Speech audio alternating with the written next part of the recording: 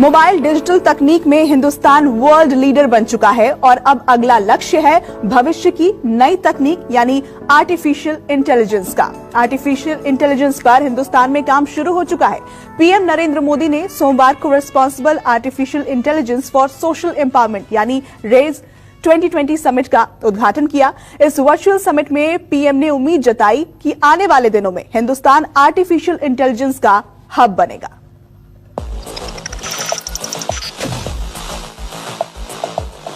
There has never been a better time for artificial intelligence.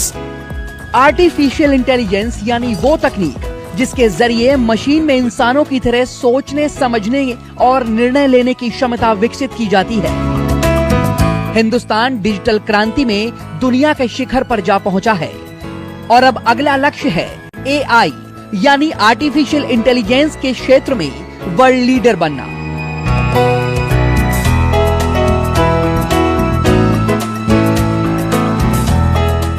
सोमवार को PM Modi ने race 2020 के वर्चुअल समिट का उद्घाटन किया तो अगला लक्ष्य आर्टिफिशियल इंटेलिजेंस का ही था।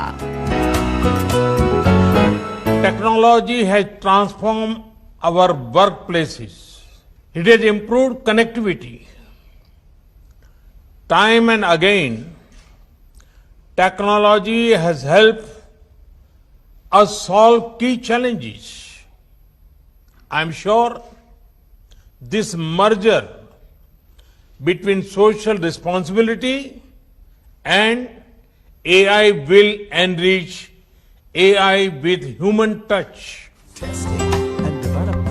आर्टिफिशियल इंटेलिजेंस को ह्यूमन टच देने के उद्देश्य से ही इस समिट को responsible artificial intelligence for social empowerment यानी रेस 2020 नाम दिया गया है। वर्चुअल समिट को संबोधित करते हुए केंद्रीय आईटी मंत्री रविशंकर प्रसाद ने कहा, डिजिटल इंडिया के जरिए गवर्नेंस आसान हुई है क्योंकि अब तक भारत में करीब 70 करोड़ लोगों के पास इंटरनेट सुविधा पहुंच चुकी है। Our Prime Minister is passionate about transforming the life of ordinary Indians to the power of technology. And when he gave us the theme of Digital India, 6 years down the line, we see how it has improved governance,